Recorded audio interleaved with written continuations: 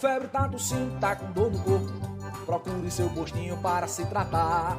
Mas se tu tá cansado, se o ar tá lhe faltando, ou então se tu tá vendo que já vai desmaiar, procure o hospital do seu município para alguém te avaliar. Deus o livre, se for grave, vai pra Caicó, do Seridó referência, por isso que vai pra lá. Uma novidade é o Telesaúde, uma espécie de consulta pelo celular. Se surgiu alguma dúvida sobre o coronavírus ou se tem algum sintoma e quer avaliar, entre nas plataformas que eu vou dizer, pegue um papel para anotar. Acesse mcm.frn.br/telesaúde ou através do Facebook Telesaúde no Sertão. Boa noite a todos, sejam muito bem-vindos. Sou Lívia Ramos, estudante de Medicina do segundo período, aqui da Escola Multicamp de Ciências Médicas, da UFRN, e me responsabilizo pela condução deste evento na noite de hoje. Então, é com grande satisfação que daremos início neste instante ao 4º dia do webinário MCM em Ação, um evento que foi criado com o objetivo de divulgar ideias inovadoras, ações no combate à pandemia da Covid-19 no Seridó Potiguar. Então, desde já, agradecemos a presença de todos e gostaríamos de pedir aos ouvintes que se inscrevam no canal para continuar acompanhando o evento. O evento já está chegando ao final, amanhã teremos o último dia do webinário, infelizmente, mas essa semana tem sido bastante proveitosa, com excelentes apresentações, então continuem nos acompanhando, que nós teremos muitas novidades pela frente ainda. E gostaríamos também de lembrá-los da disponibilidade do chat do YouTube para viabilizar sua interação conosco, enviando comentários e suas dúvidas que porventura venham a aparecer durante a apresentação do painel, que ao final iremos selecionar algumas dessas perguntas para respondê-las. Então, esta noite teremos a exposição de um painel com tempo disponível de 1 hora para apresentação, que irá nos mostrar as ações desenvolvidas pela MCM de apoio à atenção primária à saúde nos municípios, em específico de Caicó e Currais Novos. Então, para conduzir o painel, convidamos a professora doutora Ana Luísa de Oliveira e Oliveira, sanitarista e professora da MCM, que estará em conjunto ao professor doutor Marcelo Viana da Costa, também professor da MCM, e a professora Miriam Brandão, coordenadora do Programa de Residência em Medicina de Família e Comunidade, coordenadora do Internato em Atenção Básica de Caicó e integrante do Núcleo de Pesquisas em Desastres. Agora passo a palavra para a professora Ana Luísa. Muito obrigada.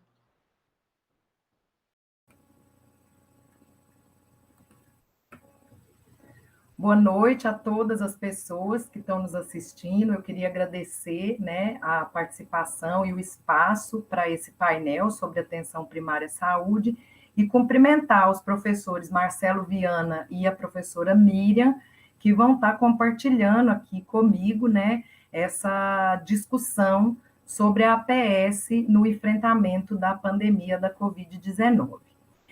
Eu vou apresentar essa proposta como porta-voz de um coletivo composto por mais de 20 pessoas, dentre elas docentes da MCM, o ERN, o UNP, representantes da gestão e os presidentes dos conselhos municipais de saúde dos 2 municípios. A gente não teria muito tempo para uma apresentação detalhada de todos os passos metodológicos e avanços que já alcançamos. E por isso eu vou fazer um recorte para olhar essa construção a partir da saúde coletiva, em sua dimensão das ciências humanas e sociais, e principalmente pelas minhas incursões na sociologia da saúde. Essa proposta, ela foi inicialmente uma demanda educacional. E aí, pensando os itinerários formativos dos estudantes e dos residentes, foi inevitável, frente ao contexto em que vivemos, pensar de modo dissociado da realidade prática em que estamos inseridos, visto que a gente já tem uma relação muito próxima de integração ensino-serviço-comunidade entre a MCM e os municípios de Caicó e Currais Novos. Por isso, aqui, eu vou construir meu argumento a partir de 4 elementos teóricos práticos.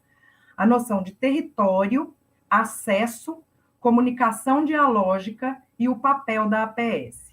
E aí a gente tem que ser bastante crítico para fugir do excesso de normatização e dialogar mais com a realidade da atenção primária à saúde, que tem uma capilaridade social muito potente e tecnologias do cuidado que são capazes de garantir o acesso à saúde à população. Se a gente deseja uma APS resolutiva, a gente tem que produzir uma estratégia que dê conta dos atributos essenciais e derivados desse nível de atenção, tanto para responder ao enfrentamento à pandemia, quanto para adaptar e reorganizar satisfatoriamente a APS. Pois bem, a minha primeira aproximação, né, a primeira aproximação desse grupo maior que eu disse, ele se deu há 1 mês e meio atrás, numa reunião ampliada do eixo comunidade da MCM, na tentativa de preparar nossas práticas docentes com a intenção de oferecer para os estudantes e residentes a oportunidade de aprender através desse contexto sanitário. A problemática na situação girava em torno da estrutura organizativa do SUS, nos seus 3 níveis de atenção, reconhecendo que, ainda que legítima e necessária, a preocupação nacional em desenvolver e qualificar a atenção terciária colocou o espaço da APS em segundo plano, mesmo sabendo que esse espaço apresenta maior resolutividade e possibilidade de monitoramento da saúde da população. O que é visível em todo o território nacional é que a APS foi, em certa medida, né, subjugada na sua função, como vem sendo construído ao longo da história do SUS e um desmonte real em todo o território brasileiro. Aí aqui surge o meu primeiro elemento do argumento. O território na atenção primária, ele deve ser entendido como um espaço potente para transformação, tanto política quanto cientificamente, e por isso foi um lugar social escolhido para nortear tanto as ações formativas dos estudantes dos cursos da área da saúde de todo o Brasil, quanto a organização do Sistema Único de Saúde para garantir a saúde como um direito, e não como uma mercadoria ou como um privilégio. Mas eu me pergunto, né, como pensar território diante de uma crise sanitária? A resposta não me parece óbvia. Mas podemos valer das produções de Milton Santos, por exemplo, para entender o território como um lugar vivo, onde as pessoas convivem, se agenciam, criam estratégias de sobrevivência. Mas que território é esse, minha gente, pelo qual nossa interação passou a ser necessariamente o distanciamento ou o isolamento? É um outro território, um lugar que nos obriga a criar outras estratégias de ensino, de gestão pública, de processos de trabalho. Mas aí você pode me dizer, uai, gente, mas a gente tem a virtualidade a nosso favor. E aqui a gente tem que ter clareza que o território virtual é seletivo. Ele elege pessoas que têm privilégios de contar com equipamentos, internet, dados móveis e tantas outras estruturas que é necessário para acessar a rede. Nesse momento, o segundo elemento da minha argumentação chega. O acesso, como garantia, não vem sendo cumprido como um norteador das políticas públicas, nem como um importante indicador para avaliar o direito à saúde, à educação e a outros direitos sociais. E aí, em ambos os casos, né, educação e saúde, a gente tem que pensar o acesso a partir de todas as desigualdades sociais, já que são essas desigualdades que estão profundamente ligadas aos cenários políticos, nacionais e internacionais, às políticas sociais e econômicas e aos fenômenos como, por exemplo, a regionalização prevista no Pacto Federativo de Organização do SUS, que vão ditar nossos comportamentos enquanto universidade dentro dos territórios. Mas como tornar visível essas necessidades de acesso nesse contexto, né? A primeira e condicionante estratégia é de conceber o acesso com base nas características da população local e a disponibilidade organizacional e geográfica do sistema de saúde em cada município. A APS, gente, é considerada mundialmente o ponto de uma rede que busca coordenar o cuidado e ser o primeiro contato de acesso, como se fosse captando as pessoas dos seus territórios para dentro de uma rede. Além disso, é através da estratégia de saúde da família que se conhece a realidade, as fragilidades da comunidade, das famílias, das pessoas. Essa é a potência em conectar a capilaridade e o conhecimento cotidiano no território como um dos grandes trunfos que poderia ser utilizado, mas que nesse momento se retrai e faz que a PS desempenhe um papel bastante tímido. Não há investimento, não há coordenação nacional, não há troca de experiências exitosas. Mas nós não podemos esquecer que é na APS que temos a possibilidade de compreender como a dinâmica social é construída para pensarmos estratégias. Essa função, que é muito complexa, quando bem executada, resulta numa melhor qualidade de vida de mais de 85% da população. E no contexto da pandemia, isso não é diferente. A gente tem que lembrar que grande parcela da sociedade vive o seu cotidiano num território para além dos micro-organismos. As pessoas convivem com problemáticas que são visíveis e que afetam profundamente a sua existência como cidadãos brasileiros. E aí, me valendo dos apontamentos da Michele Fernandes, ela diz que países que possuem atenção básica como porta de entrada dos cidadãos para o sistema de saúde, eles defendem o combate à pandemia da Covid-19 por um enfrentamento comunitário. E aí, nesse quesito, o Brasil tem uma potencial vantagem, porque na medida que essa APS ela é organizada em territórios com equipes multiprofissionais, dedicadas ao trabalho interprofissional, ela pode entender de forma mais contextualizada essas necessidades e promover o cuidado efetivo à saúde. Mas que nesse momento de crise, não basta existir, não basta haver a APS, ela precisa estar preparada para atuar. No Brasil, boa parte dos municípios ainda ela tem sido subutilizada nessa crise. A falta de testes, de equipamento de proteção para os trabalhadores, a ausência de suporte e a clareza das ações que os profissionais de saúde devem desempenhar tem produzido um grande mal para todo esse fluxo de trabalho, não aproveitando bem, por exemplo, o potencial de trabalhadores como os agentes comunitários de saúde, né? Os conflitos políticos e interpessoais também prejudicam muito a capacidade de atuação da APS, que se sente assim no meio de um fogo cruzado das decisões, além de ter que responder às necessidades que as populações trazem para ela, de inúmeras informações falsas ou distorcidas que chegam rapidamente e são disseminadas. Para além dessa perspectiva normativa de atuação da APS nesse contexto, é fundamental, então, que a gente reconheça as possibilidades reais de enfrentamento, todas as dificuldades encontradas nos territórios em que a APS atua, na maioria das vezes, por meio das unidades básicas de saúde, a insuficiência de recursos humanos e materiais e a dificuldade da gestão local em executar seus planos de contingenciamento na sua integralidade. Isso tudo porque pensar a PS como coordenadora do cuidado, ela precisa atuar de forma articulada com outros níveis de complexidade e que, por sua vez, precisam ser capazes de atender essa demanda. A APS, quando ela é ampla e forte, ela é concebida em rede.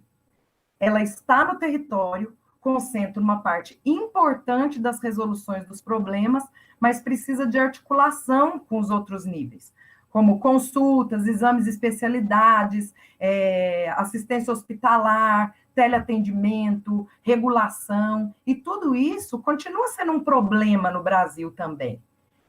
Nesse momento, o terceiro elemento da minha argumentação aparece, a comunicação dialógica efetiva. Aqui ela é entendida como uma ação ou um efeito, né, de comunicar, ou seja, fazer saber, participar, tornar comum, unir, ligar. Sociologicamente, essa comunicação ela tem que ser dialógica porque ela é compreendida como um processo pelo qual as ideias e sentimentos são transmitidos entre indivíduos, entre instituições, o que torna possível essa interação social. E essa interação social pode ser uma busca, né, por um equacionamento de um dos pares sociológicos mais complexos de serem trabalhados, que é a relação entre agência e estrutura.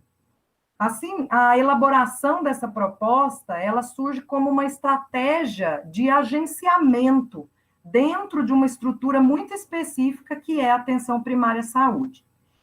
E aí foi com esse olhar cuidadoso, usando a política pública de saúde e a realidade local dos municípios de Caicó e Currais Novos, que essa proposta foi pensada. A ideia central foi, a partir dessas necessidades a curto prazo disparadas pela pandemia da Covid-19, que a gente pudesse construir algo que se tornasse um norte para a reorganização da APS em médio e longo prazo. Depois dessas considerações, metodologicamente, a elaboração dessa proposta que eu vou apresentar agora, ela passou por 5 momentos até agora.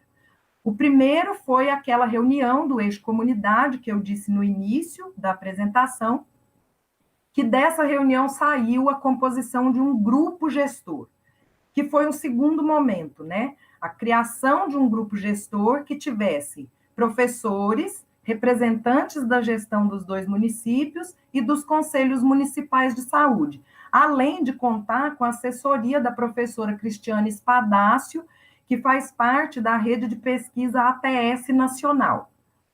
Aí a gente partiu para o terceiro momento, que foi realizada por esse grupo uma aproximação com a realidade, fazendo um levantamento de todas as ações que a MCM estava desenvolvendo, que a UERN estava desenvolvendo, que a gestão, que os trabalhadores da estratégia de saúde da família estavam utilizando nesse momento. O dos trabalhadores, esse levantamento, foi feito através de um formulário online que a gente enviou e a gente obteve 100 respostas, né, 50, uma média de 50 por município, o que tornou visível para nós muito dos processos de trabalho, a relação que esses profissionais têm com a gestão, com a universidade, a avaliação desse acesso nos territórios pela população e as principais necessidades que eles tinham. Os dados são muito importantes e podem fazer a gente conseguir pensar a APS rumo a uma qualificação do SUS em curto, médio e longo prazo, além de uma garantia de sustentabilidade dessa proposta. Vale aqui abrir um parêntese para falar sobre esses trabalhadores. Em uma publicação muito recente, a Michele Fernandes e a Gabriela Lota, elas apontaram que a gente precisa pensar a atuação da APS na pandemia a partir do trabalho dos profissionais da linha de frente. Sem o trabalho deles, os serviços de saúde simplesmente não funcionam. São médicos, enfermeiros, técnicos de enfermagem, agente de saúde, nutricionistas, dentistas, fisioterapeutas, psicólogos, dentre outros, que atuam diariamente no contato e no cuidado com esses cidadãos nos seus territórios. Eles devem ter, portanto, segurança para trabalhar. Nesse sentido, e para dar vida ao que eu estou verbalizando aqui, eu trouxe algumas falas desses profissionais em resposta ao formulário. E aí, abrindo aspas. O meu maior medo é que nós sejamos veículo de transmissão do vírus. Eu entro na casa de algum suspeito ou infectado e levo o vírus para outra casa, e assim vou espalhando.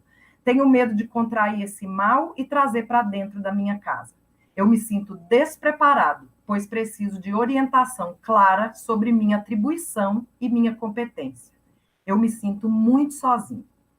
A partir desse levantamento, né, e considerando os medos e as angústias dos profissionais, os limites da gestão local, as atividades que já vinham sendo desenvolvidas pelas universidades, nós pensamos, para esse quarto momento da proposta, em estudar a realidade dos 2 municípios baseada nos planos de contingenciamento regional e municipal, sob a luz das experiências exitosas que a gente vinha vendo acontecendo no Brasil. E aí surge o quinto momento, que é esse momento de elaboração da proposta em si, e que a gente pensou através da utilização de 5 funcionalidades da atenção primária à saúde, e eu vou apresentá-las na sequência. Mas, em síntese, a proposta como um todo tem esse objetivo, né? Para além de responder às demandas da sociedade nesse momento, buscar intencionalmente uma parceria entre a gestão dos 2 municípios, a universidade, o controle social, para aí sim a gente conseguir reorganizar uma atenção primária digna, né, em Caicó, em Currais Novos.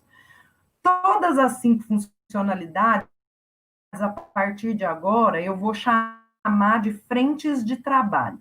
E todas essas frentes de trabalho têm autonomia para compor as suas equipes, estabelecer os seus objetivos e as metodologias. Então, vamos a elas, né?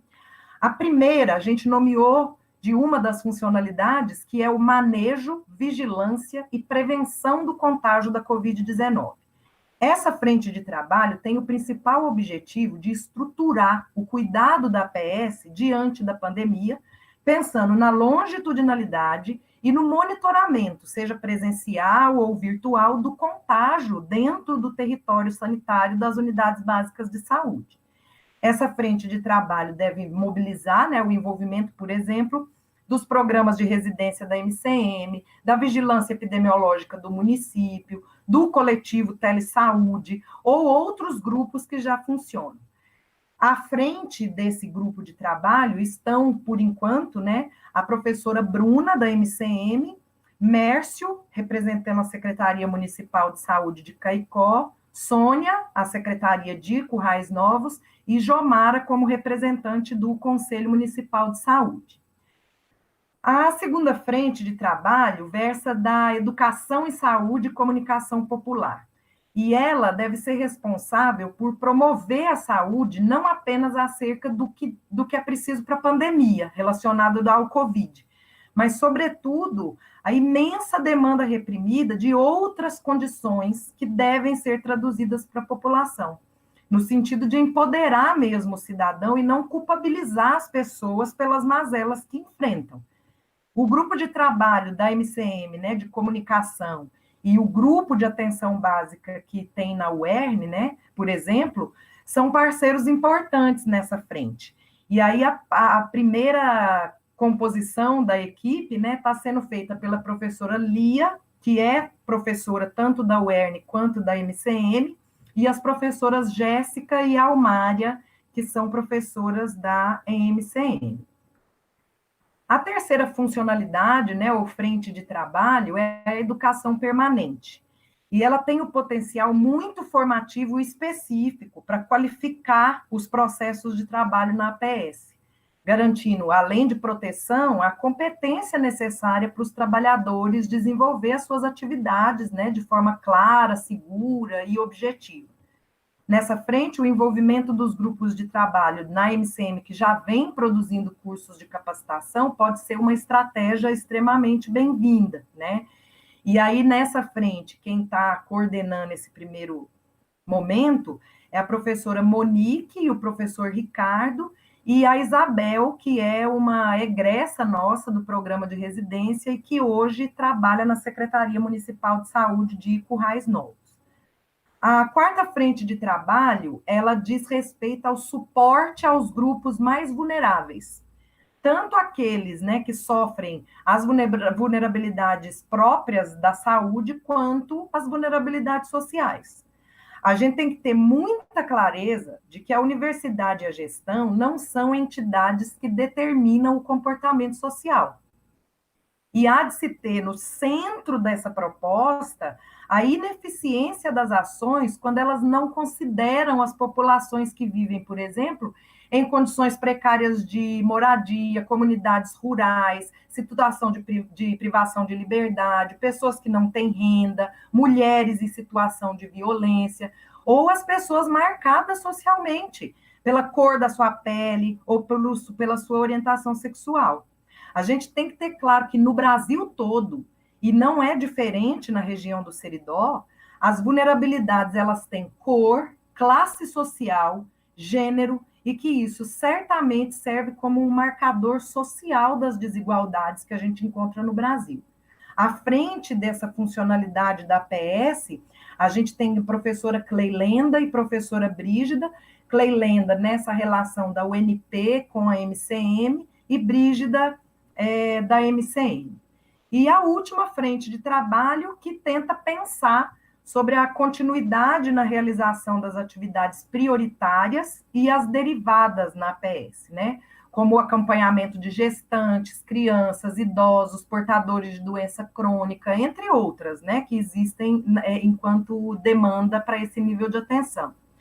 A vida, ela não gira, nem a saúde, nem a vida nem a saúde, ela não gira em torno da Covid-19, apesar de ser um momento importante para isso.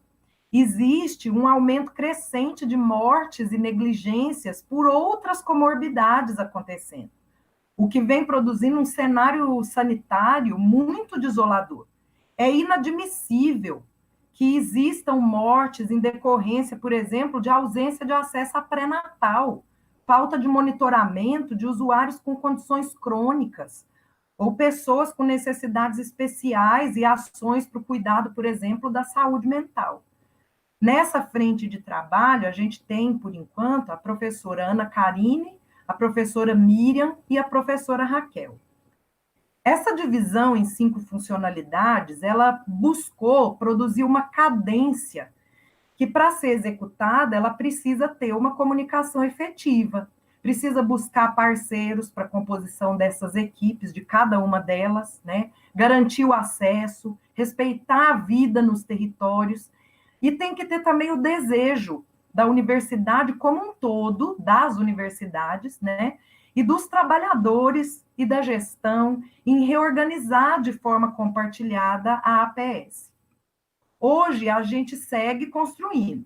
As frentes de trabalho, elas já estão elaborando, nesse momento, as suas propostas metodológicas, os objetivos específicos para curto, médio e longo prazo, compondo as equipes, o que tem sido encorajado bastante a ser feito num modelo de cogestão entre todas as entidades, as pessoas, as representações, né? E assim os estudantes, professores, técnicos, trabalhadores que se sentirem, né, instigados a participar dessa proposta, são muito bem-vindos. A nossa previsão é que no dia 5 de junho a gente realize uma reunião para o compartilhamento e qualificação desses produtos de cada frente de trabalho, para dar visibilidade a essa construção coletiva em resposta a essas necessidades, sem perder a nossa mirada enquanto universidade, né, para garantir o apoio institucional à gestão, aos trabalhadores e construir os itinerários formativos dos nossos estudantes, pós-graduandos e também dos trabalhadores em si. Depois de 1 mês e meio de trabalho, né, e diálogos, alguns apontamentos são importantes. É imprescindível implementar essa proposta fomentando a criação de uma área técnica da APS nos municípios e propor estratégias de avaliação e monitoramento da sua implementação. Isso foi uma proposta da professora Ana Karine, que é imprescindível acontecer para a gente conseguir dar conta de acompanhar a implementação de uma proposta com 5 frentes de trabalho, né? A criação dos núcleos de educação permanente, integração, ensino, serviço e comunidade, que já faz uns 3, 4 anos que a gente vem tentando instituir de fato, e a gente tem entraves que não vêm possibilitando que isso aconteça, mas é preciso que a gente pense nesses núcleos, né, nos NEPs. Como apontado por Jomara, do Conselho Municipal de Saúde, a própria gestão, né, na figura de Sônia e Mércio nas reuniões, a gente tem que seguir, né, apoiando e compreendendo as dificuldades que a gestão e o controle social têm, né, e os próprios trabalhadores, porque são muitas as dificuldades, então a gente tem que compreender isso. E outro apontamento é construir um diálogo, de fato, entre todos, para buscar uma sustentabilidade. Aí, retomando os elementos que eu usei para construir esse argumento no início da fala, a gente acredita que, a partir de uma força-tarefa coletiva de adequação das diretrizes da PS no enfrentamento da pandemia, a gente pode apontar para uma garantia de acesso resolutivo à saúde nos territórios, através de uma comunicação real, né, para fazer cumprir o papel da atenção primária à saúde, onde a vida pulsa e as necessidades gritam. Ao ouvir o grito, há de se mobilizar pessoas, estratégias em favor da população de Caicó e Currais Novos, entendendo que promover a organização da APS enquanto uma rede é uma tarefa política e não pontual. E só assim a gente vai conseguir viabilizar, em última instância, a defesa da vida dentro do Sistema Único de Saúde, através da atenção primária à saúde. Muito obrigada, queria agradecer. Desculpa de eu estar lendo, mas é porque eu perco um pouco.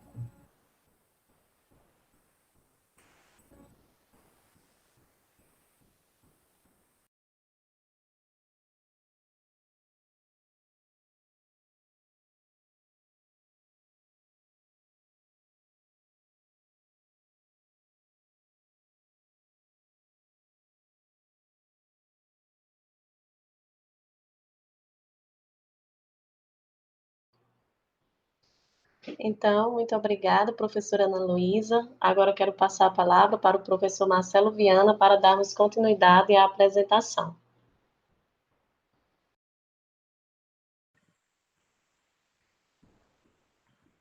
Olá, boa noite a todos e todas que participam, que assistem esse webinário, esse momento de hoje.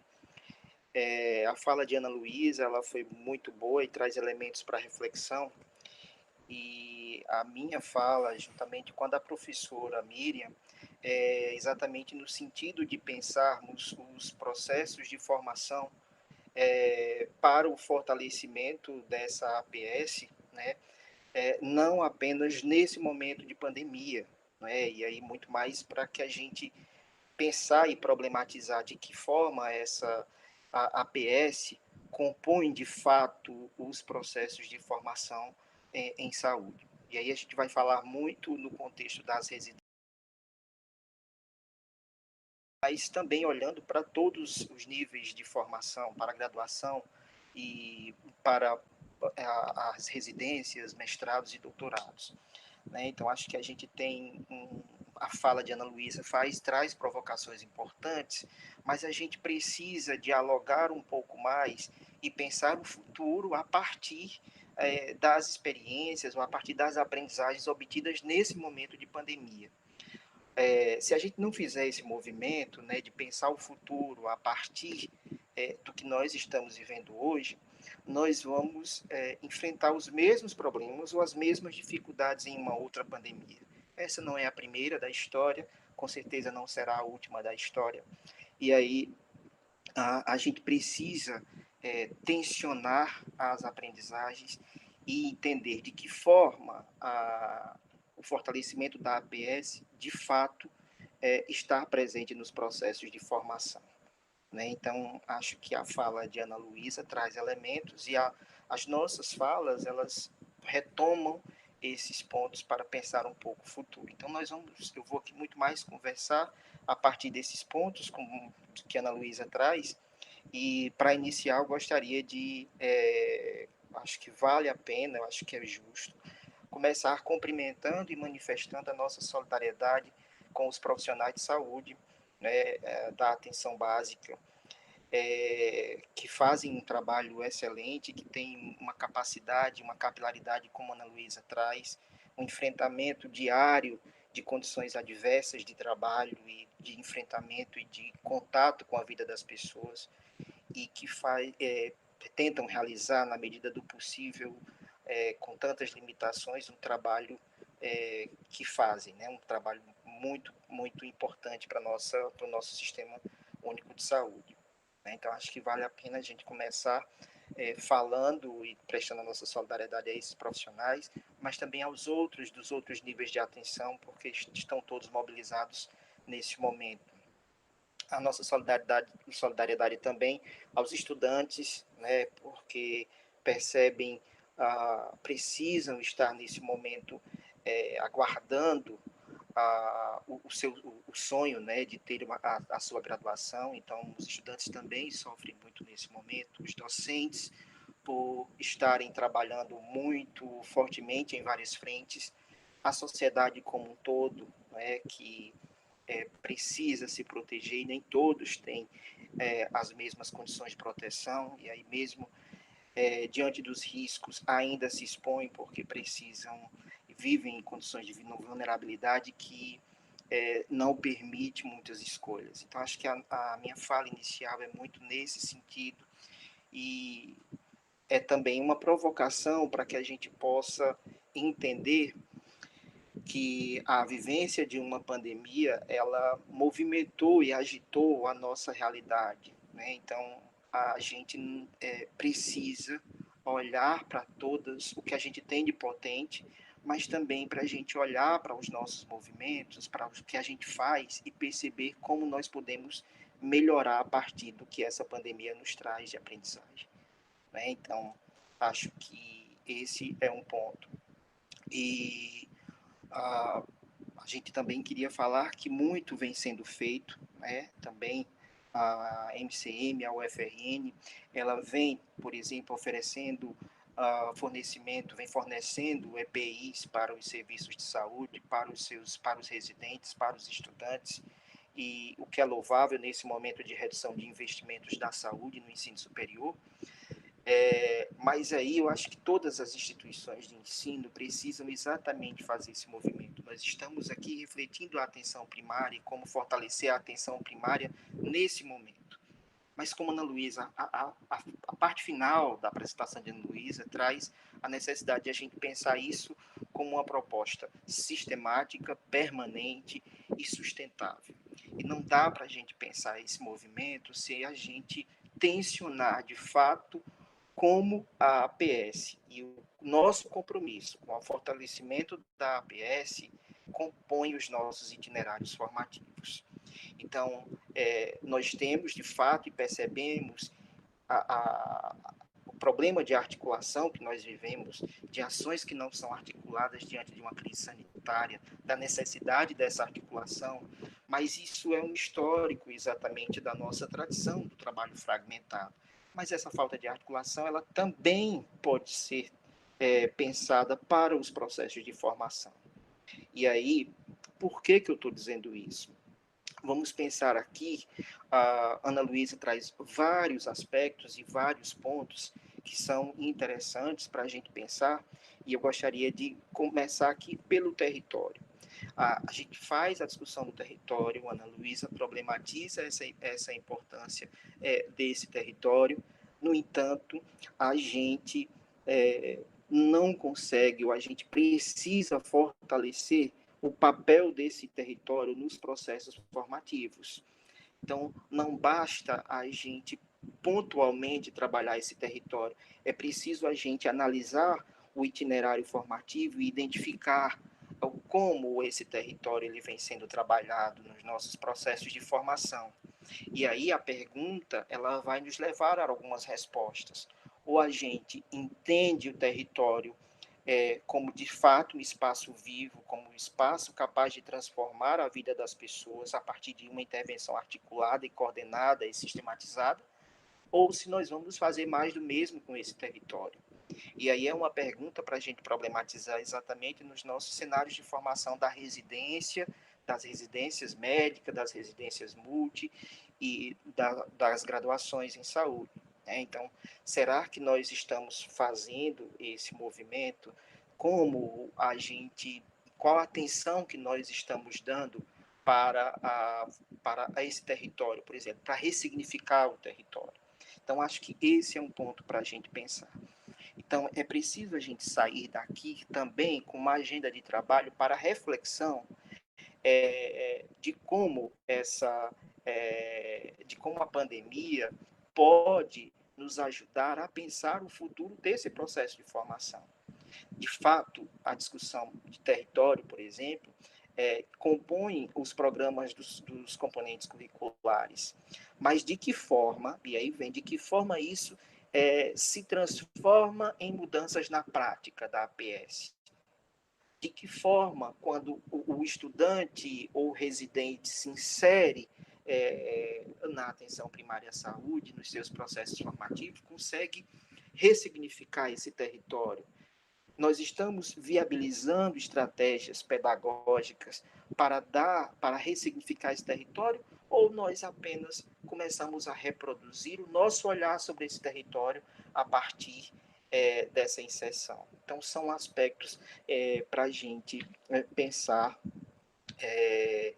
quando a gente faz uma reflexão sobre o futuro. É preciso pensar o futuro, e aí os pontos da APS precisam, de alguma forma, estar intencionalmente inseridos nos processos de formação. E aí é preciso a gente também olhar para o ensino, né, das residências e das graduações. De que forma a gente vem contribuindo para a transformação desses cenários. E aí um outro aspecto que a professora Miriam e eu estamos discutindo, né, e as duas coordenações, na verdade a residência médica junto com a residência multi, é a possibilidade de integração das duas residências, das residências médicas com a residência multi, nas ações realizadas. Então, se a gente fala muito dessa desarticulação, muitas vezes as duas residências elas não dialogam. Então, o próprio cenário da pandemia, não é, e os problemas que a gente vivencia da falta de articulação, mostra que a gente precisa romper com essa tradição de ruptura das duas residências, né? E aí há necessidade de discussão de estratégias para a articulação desse trabalho. Não tem sentido que as residências elas continuem atuando de forma separada se a gente pretende ter um projeto de fortalecimento da APS, e esse projeto pretende se construir aí a um longo prazo, né? Então, acho que esse é um ponto. Outro ponto que a Ana Luísa traz, e que aí a minha fala poderia abordar também, no sentido das necessidades de saúde. A gente compreende a necessidade de saúde, a importância da necessidade de saúde, mas da mesma forma que eu trago a discussão do território, a gente também reflete sobre como as necessidades de saúde, de fato, orientam as práticas dos profissionais. Né? Então, ou será que a gente continua, mesmo os residentes, mesmo os graduandos, a gente continua reproduzindo e deixando de lado as necessidades de saúde das pessoas? Né? Então, vejam, a gente entende a importância da APS nesse momento de pandemia, mas a gente precisa pensar essa APS numa perspectiva muito mais a longo prazo. E aí é preciso a gente pensar de que forma a gente está contribuindo para o fortalecimento dessa APS com os novos profissionais de saúde que serão inseridos nesse cenário. E aí a gente, talvez, a nossa formação faça algumas discussões pontuais sobre esses aspectos centrais da APS, mas ainda falta um movimento de fortalecimento desses pressupostos, desses princípios nos processos formativos. E aí é preciso também pensar como viabilizar essas estratégias, como fortalecer essas estratégias na nossa realidade, nos nossos currículos, nos programas das disciplinas, enfim. Então, acho que a gente precisa realmente fazer isso. Ana Luísa traz uma tendência da excessiva normatização que existe. Nós continuamos fazendo a normatização, seja nas atividades de educação em saúde, e é preciso a gente ter clareza disso. A todo tempo nós estamos normatizando, nós estamos prescrevendo condutas e comportamentos, e essa é uma discussão que a gente precisa tensionar de verdade. Então, o que é que nós estamos fazendo para melhorar, para incorporar de uma forma mais clara, intencional, explícita, o fortalecimento da APS nesses processos de formação? Então, acho que esse é um ponto.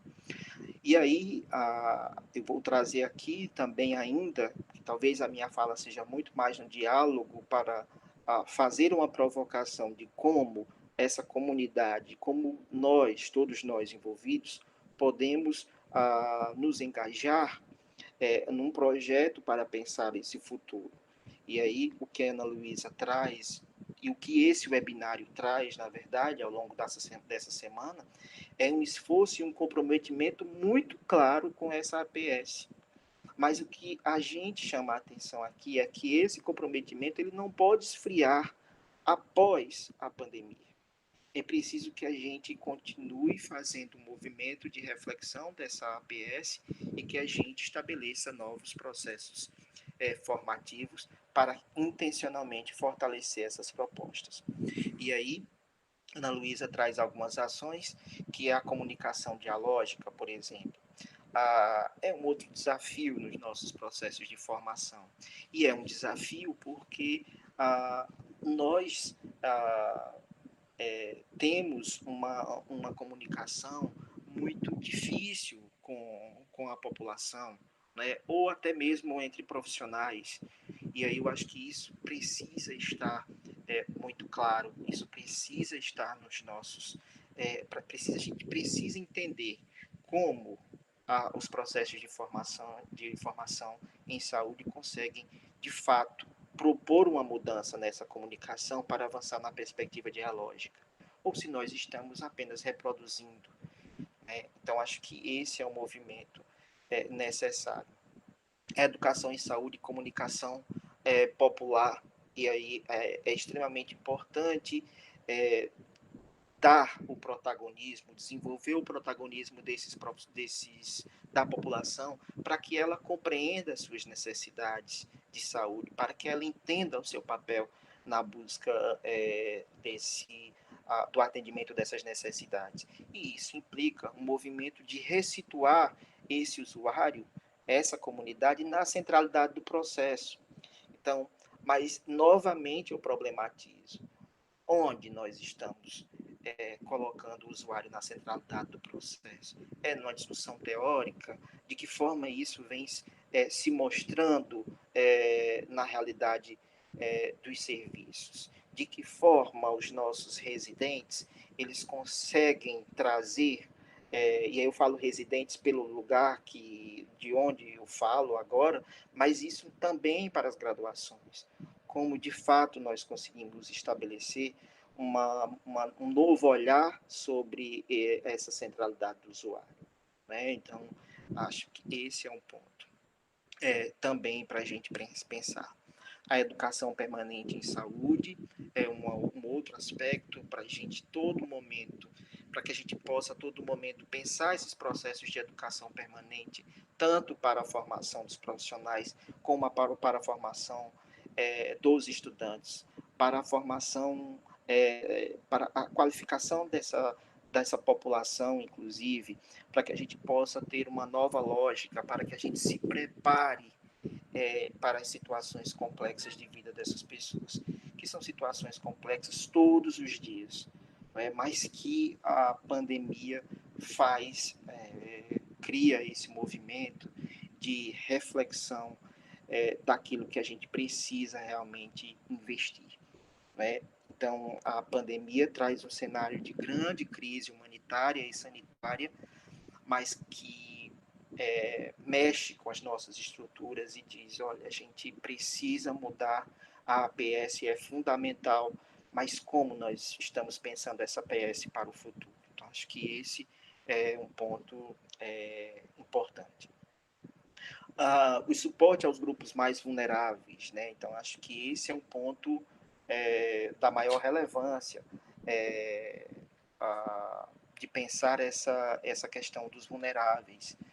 Há uma tendência de normatizar, de criar um padrão único, e aí eu acho que a gente precisa de fato. Então, todos esses aspectos que a Ana Luísa traz, a gente precisa colocar, pensar os processos de formação e talvez ter mais clareza depois dessa pandemia a gente precisa, de fato, sentar e olhar os processos de formação das residências, nas graduações, para que a gente possa ter a clareza. Afinal de contas, nós estamos contribuindo aqui na proposta pedagógica, nos programas dos componentes curriculares, nós estamos conseguindo, de fato, fornecer elementos para o fortalecimento a longo prazo dessa PS, ou nós estamos fazendo, ou nós estamos apenas contribuindo para a reprodução do que está posto.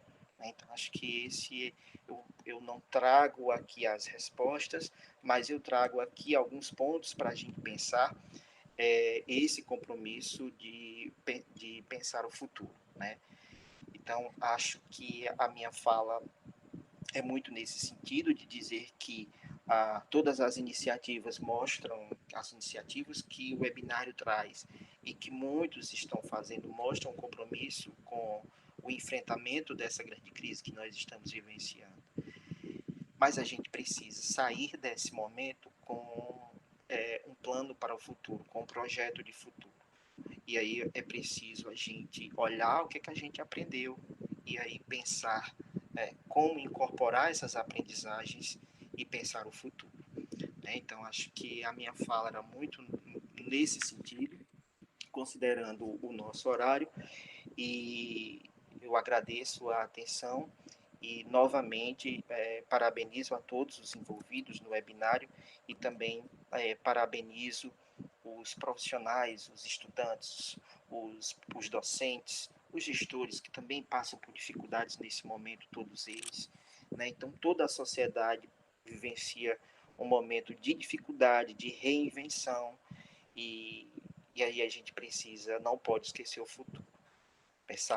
Superar esse momento exige um movimento mais sistematizado de reflexão sobre o futuro.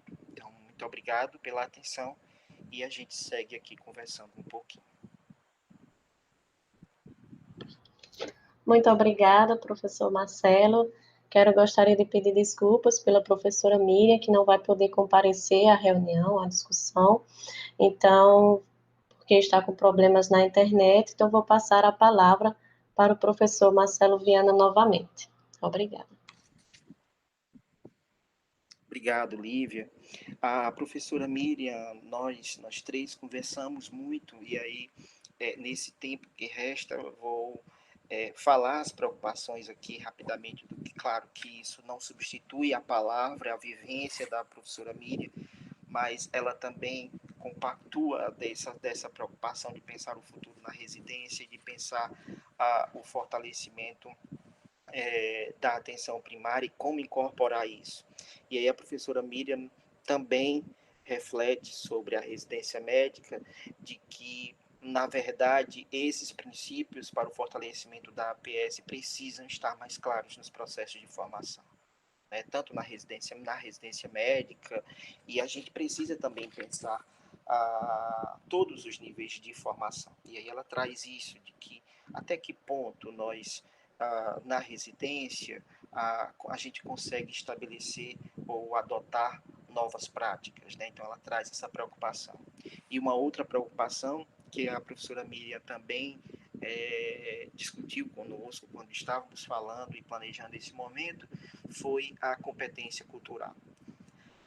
Nós vivemos um contexto de grande diversidade e que aí ela coloca e chama a atenção para pensarmos essa competência cultural.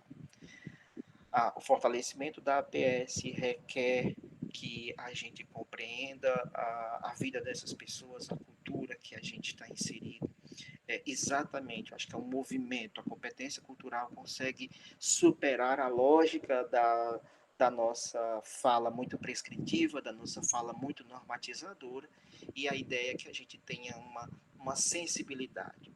Ter a clareza da competência cultural é colocar o usuário, de fato, na centralidade do processo, é valorizar a sua vida, valorizar a sua cultura e tomar essas necessidades apresentadas como orientador das ações em saúde. Então, ela traz isso, e traz isso com uma preocupação, ela traz a necessidade de colocar isso mais forte nos processos de formação na residência médica, né? Então, acho que ela tem demonstrado esse compromisso e, da mesma forma, pensa que a gente precisa sentar um grupo grande para pensar esse futuro, para pensar a formação e de incorporar essas aprendizagens nessa agenda de compromissos para pensar o futuro.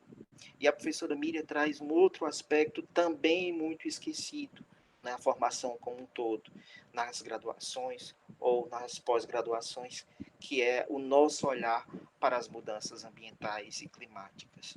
Né? Então, nós vamos vivenciar aí, estamos vivenciando contextos muito diferentes. É a seca, né? São as grandes mudanças climáticas que a gente vivencia, pandemias que podem vir a surgir em razão das muitas, do nosso pouco olhar para as questões ambientais. Então, a professora Miriam traz a sua preocupação em sua fala, ela também tinha essa preocupação de como nós estamos trabalhando com isso.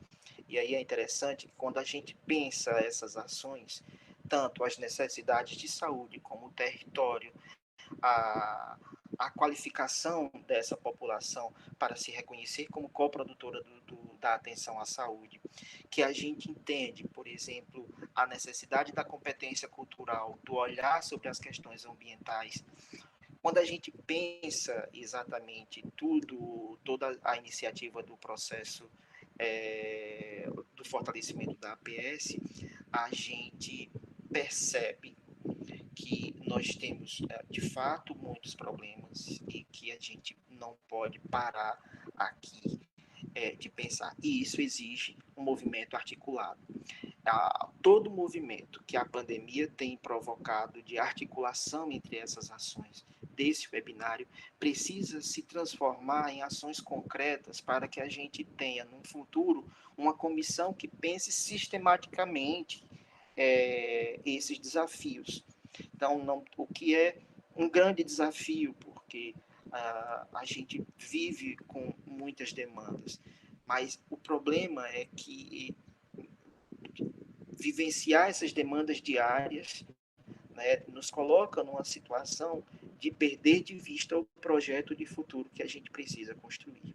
Né? Então, a minha fala, ela tenta abordar, claro que não com as palavras da professora Miriam, mas de alguma forma apresentar aqui os pontos que ela gostaria de abordar e de chamar a atenção para pensar esse futuro a partir desses pontos centrais.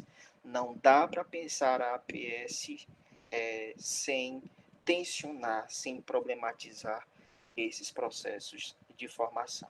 E aí, para a gente tentar responder, de fato, nós estamos colocando os princípios de fortalecimento da APS intencionalmente, explicitamente, nos processos de formação, ou a gente trabalha pontualmente e isso se enfraquece ao longo desse processo de formação.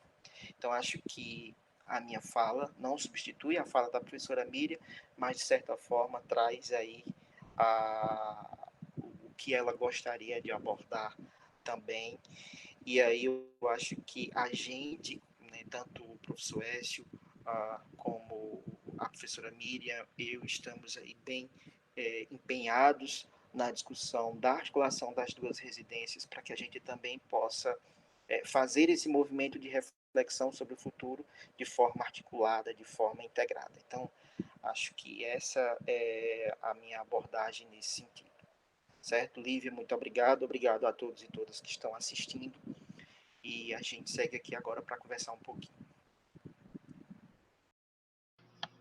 Então, professores, gostaria de parabenizá-los pela excelente apresentação e agradecê-los por essa iniciativa, nos trazendo a importância do fortalecimento da APS, principalmente nesse contexto, e gostaria de repassá-los alguns comentários dos espectadores.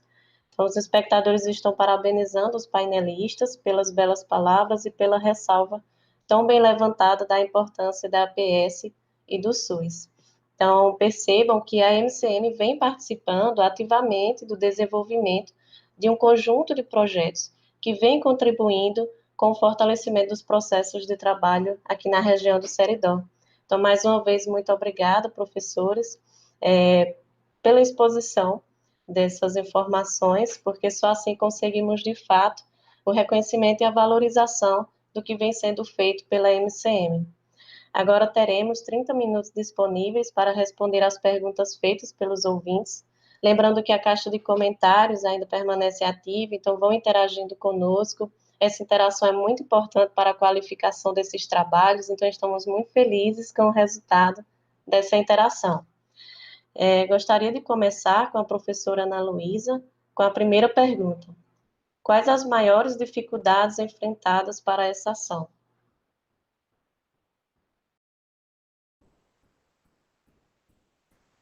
São muitas, né? Eu acho que é uma ação complexa, é uma proposta que está em andamento, ainda tem que ser qualificada, está sendo incubada, né? Enquanto uma tecnologia, e tanto da gestão quanto do cuidado.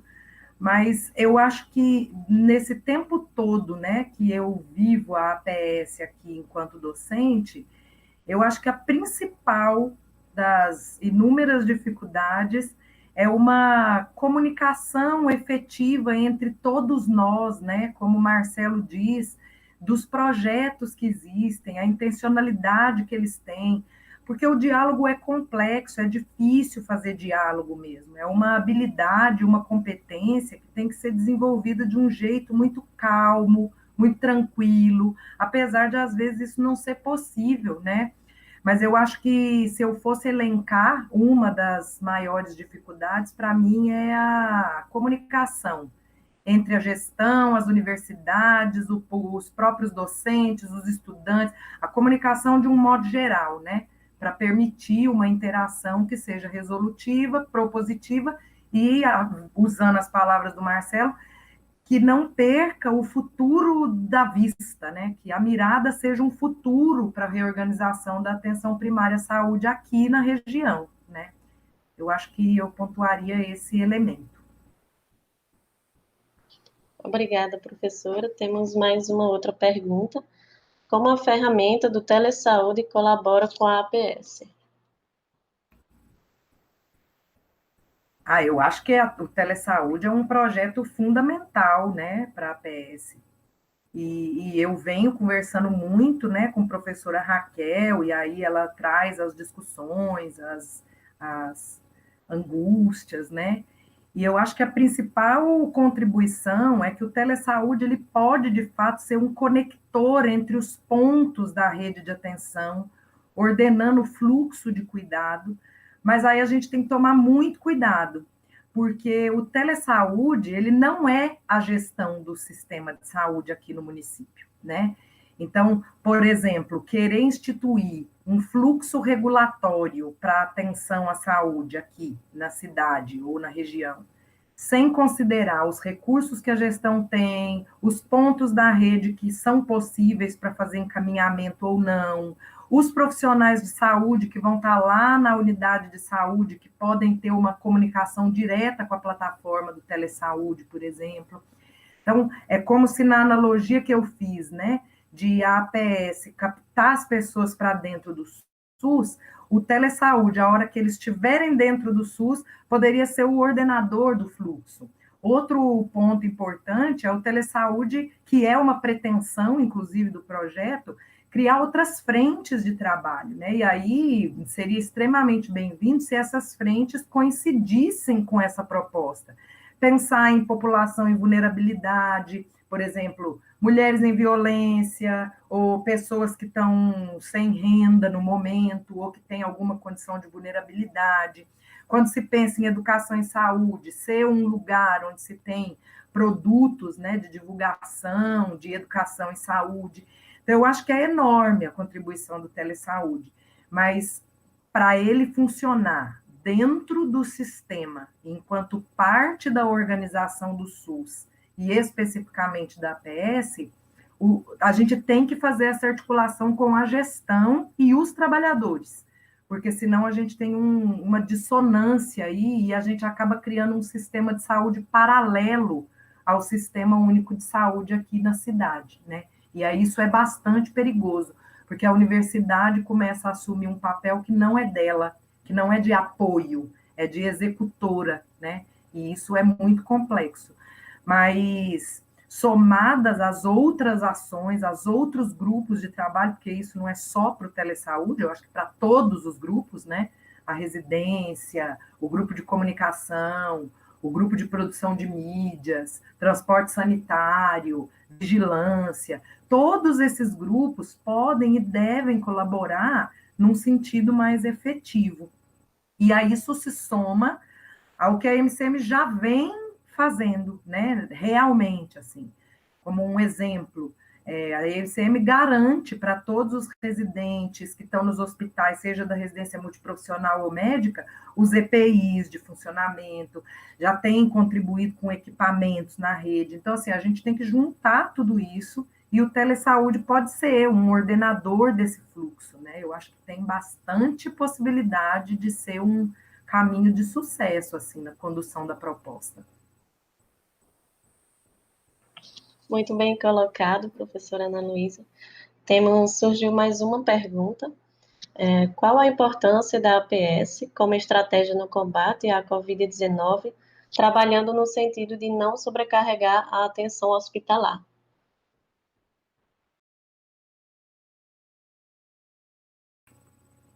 É para mim ou para o Marcelo? Para a senhora, professora. Historicamente, a gente sabe que a APS é resolutiva para 85% dos casos. Vamos supor que uma pessoa que tem uma síndrome que foi diagnosticada ou que é suspeito de estar com alguma síndrome gripal, vá até a unidade básica de saúde e é um caso leve que pode ser monitorado pelo trabalho da estratégia de saúde da família. O acompanhamento do isolamento social, a visita domiciliar, óbvio, garantindo toda a proteção que os profissionais precisam, e esse controle, né, no sentido de acompanhar e monitorar o avanço da condição biológica da pessoa, pode impedir que essa doença avassaladora, né, faça com que as pessoas precisem, em última instância, dos hospitais. E eu não estou dizendo que a APS vai salvar as pessoas que vão precisar do hospital, mas eu acho que um fluxo ordenado evita desde ansiedade de não saber se vai ter cuidado ou não, ou a própria ação, né, das UTIs, porque o que a gente tem que pensar é que, assim, por mais que a ação na pandemia da atenção terciária seja necessária, a gente sabe, a atenção primária ela tem seus atributos, inclusive para a pandemia. E isso com orientações nacionais da Organização Mundial de Internacional, da Organização Mundial de Saúde, da própria Secretaria de Gestão do Trabalho em Saúde.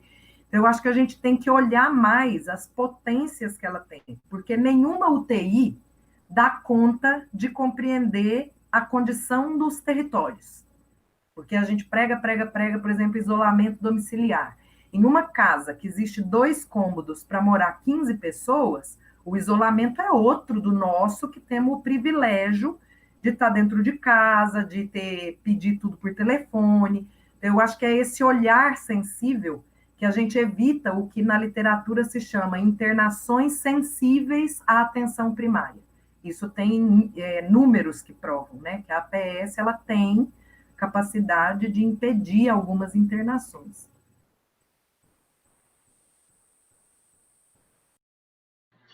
Muito obrigada, professora Ana Luísa.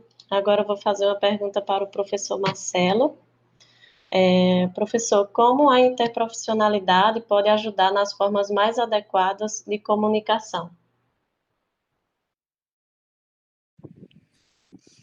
Obrigado pela pergunta. Na verdade, assim, a interprofissionalidade ela traz um marco teórico, conceitual e metodológico para que a gente qualifique os profissionais e os futuros profissionais para uma comunicação mais efetiva, né? Então, acho que é uma das competências para que a gente possa avançar na superação disso que a Ana Luísa traz, em relação à nossa fragilidade e à nossa comunicação. Né? Então, nós temos uma tradição de uma comunicação muito frágil. Então, a gente precisa pensar exatamente como viabilizar estratégias metodológicas e teórico-conceituais para que a gente possa melhorar essa comunicação. E essa comunicação é entre profissionais, diferentes profissionais, entre diversos pontos da rede, porque, de fato, essa comunicação também não existe. Comunicação entre serviços de saúde e o ensino. Então, acho que a gente precisa, de fato, a discussão da interprofissionalidade consegue trazer um marco teórico conceitual importante para a gente qualificar esse espaço. Agora, é óbvio que isso a gente também precisa colocar no nosso projeto de futuro. Nós ainda temos uma dificuldade para estabelecer essa efetiva comunicação. E aí, como nós vamos fortalecer essa interprofissionalidade nos processos de reorientação da formação e nos processos de reorientação do trabalho em saúde. Então, é claro que isso, o fortalecimento da APS como premissa para ter um sistema de saúde forte, passa pela comunicação, por uma melhor comunicação entre todos os atores envolvidos, em todos os setores envolvidos na produção de serviços de saúde.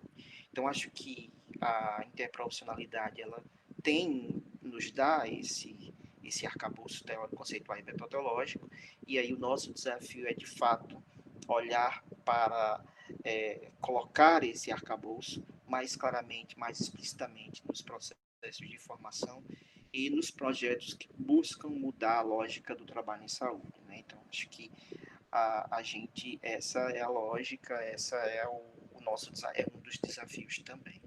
Né? Então, acho que a interprofissionalidade pode sim ser um dos nossos parceiros ou dos nossos dispositivos para a gente avançar nas transformações necessárias que a gente discute aqui hoje. Obrigado. Obrigada, professor. Temos mais uma pergunta. Como o senhor analisa o papel dos agentes comunitários em conjunto com os residentes para esse fortalecimento das ações da APS no território para frear o índice de contaminação? O trabalho, qualquer trabalho articulado, ele articulado e comprometido com o enfrentamento dos problemas vivenciados pelo território, é um trabalho, deve ser muito valorizado e muito reconhecido.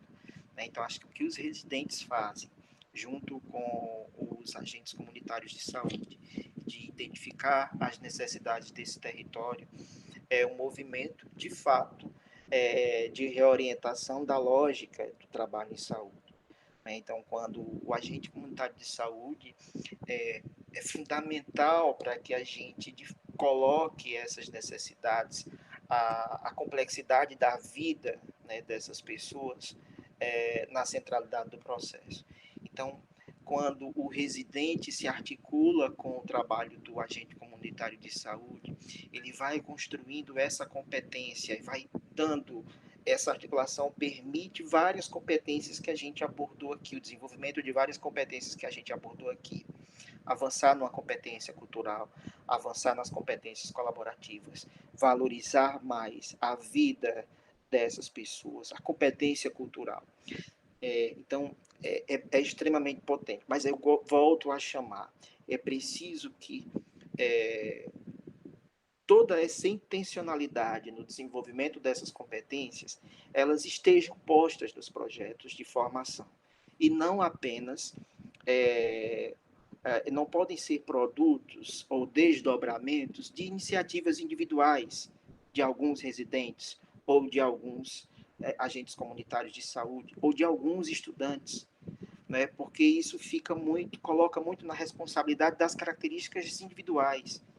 Então, a gente precisa, de fato, olhar para os processos de formação e entender de que forma esses processos de formação, o processo de formação estimula essa articulação, de que forma essa articulação intencionalmente, explicitamente, contribui para o desenvolvimento de competências técnico-científicas, ético-políticas, colaborativas, culturais e entre outras, fundamentais para que a gente possa fortalecer a atenção primária à saúde.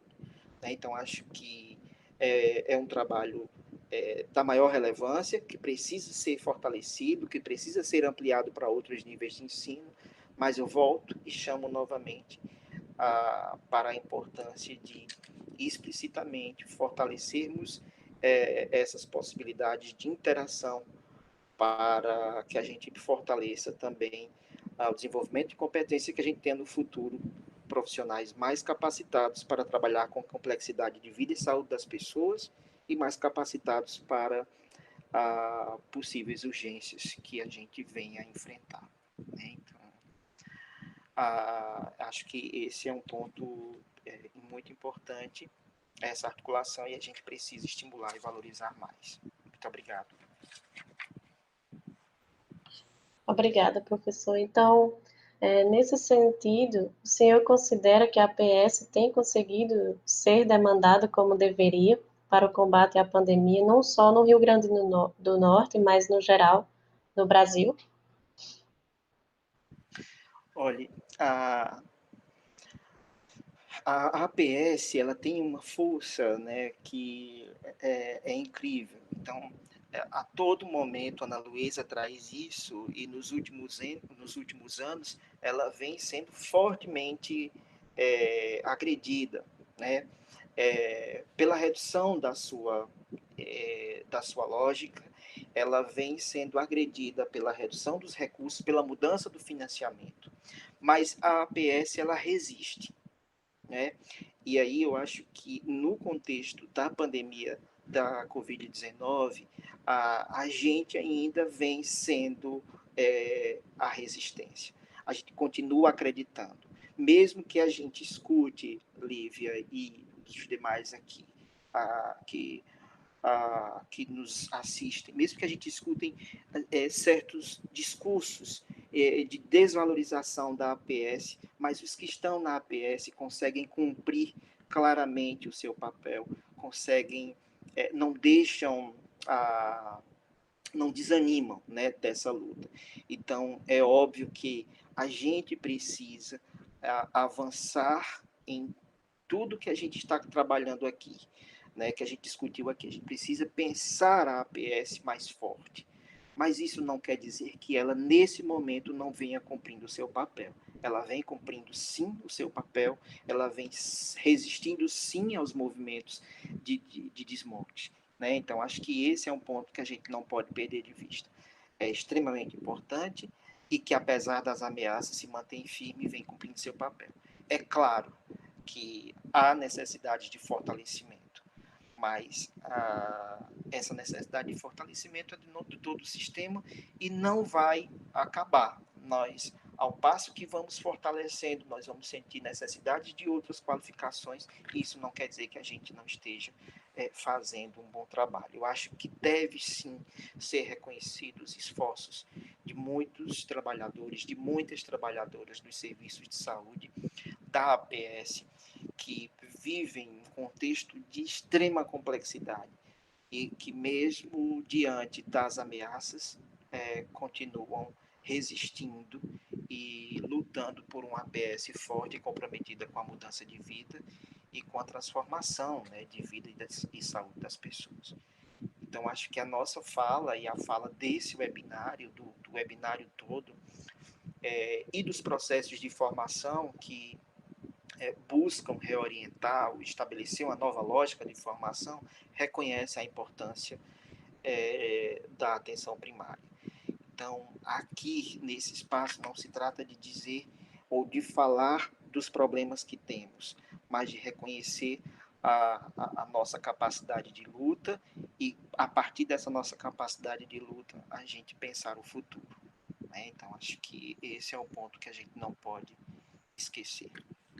Obrigado. Muito obrigada aos professores pelo esclarecimento. Então, se surgiram dúvidas que não foram esclarecidas agora ao final da apresentação, caso os ouvintes se interessem, na descrição da live estão os contatos, onde essas dúvidas poderão ser explanadas posteriormente pelos painelistas. Então, professores, sintam-se à vontade para fazer mais algum comentário que desejam.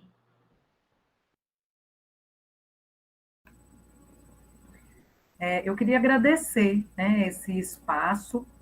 Eu acho que é importante a gente compartilhar, ao mesmo tempo é importante a gente refletir. Então, muito obrigada mesmo.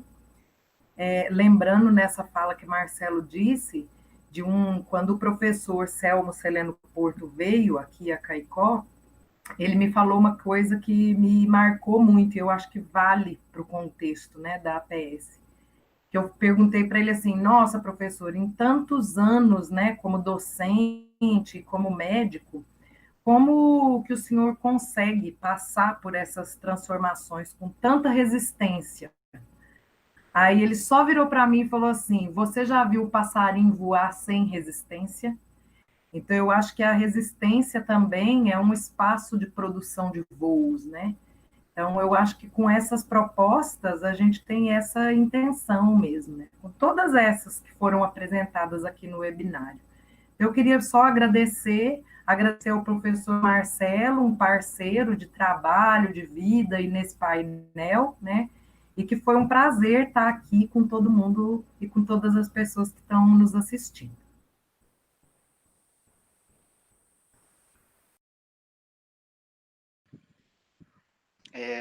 Eu queria também, na mesma direção, agradecer a participação, acho que parabenizar. O webinário acende o nosso desejo de mudança. Né? Então, acho que nós estamos vivendo um cenário de muita desesperança, de muito medo. Né? E eu acho que quando a gente percebe um webinário, mostra o nosso compromisso. Né? Apesar de tudo, a gente continua acreditando. Então, quero agradecer a oportunidade de participar desse webinário. É uma conversa mesmo, então acho que a gente, de colocar os nossos desafios futuros. Também agradecer a Ana Luísa, né, pela parceria. Agradecer a professora Miriam também pela discussão, pelo diálogo que tivemos ontem, e que ela estava muito realmente animada para participar dessa atividade, mas que realmente ela não conseguiu por problemas mais superiores. Então, agradecer, parabenizar vocês, a organização do evento, a Lívia, a Augusto, a parabenizar também ao outro estudante, que eu esqueci o nome, porque eu sou péssimo em nome, mas agradecer muito a todos vocês, a organização, e parabenizar os colegas das noites anteriores e da noite de amanhã. Né? Então, acho que todos estão muito envolvidos, trabalhando muito para que a gente possa mostrar o nosso compromisso com o SUS, e esse compromisso não acaba aqui, né? Ele permanece aí após a pandemia. Então, muito obrigado a todos e todas, e que a gente continue acreditando e resistindo. Então, muito obrigado. Eu gostaria de agradecer a disponibilidade da professora Ana Luísa, do professor Marcelo, bem como da professora Miriam, que infelizmente não pôde comparecer. E parabenizá-los mais uma vez pela brilhante iniciativa. Também quero agradecer ao meu colega Jailton pelo suporte, pelo apoio que tem me dado para a condução desse evento. E então, pessoal, finalizamos por hoje. Muito obrigada a todos e amanhã estaremos de volta. Boa noite. Vai-te embora, coronavírus! Tá com febre, tá tossindo, tá com dor no corpo. Procure seu postinho para se tratar.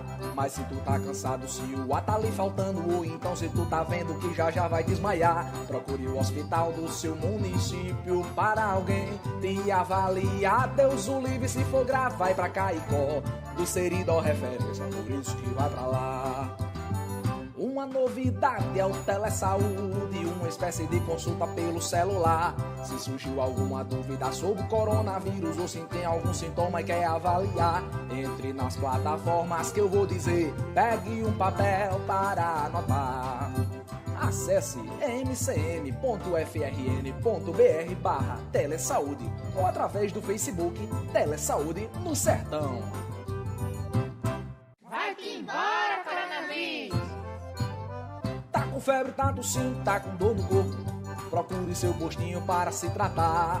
Mas se tu tá cansado, se o ar tá lhe faltando, ou então se tu tá vendo que já vai desmaiar, procure o hospital do seu município para alguém te avaliar. Deus o livre, se for grave, vai pra Caicó, do Seridó referência, por isso que vai pra lá. Uma novidade é o Telesaúde, uma espécie de consulta pelo celular. Se surgiu alguma dúvida sobre o coronavírus ou se tem algum sintoma e quer avaliar, entre nas plataformas que eu vou dizer, pegue um papel para anotar. Acesse mcm.frn.br/telesaúde ou através do Facebook Telesaúde no Sertão.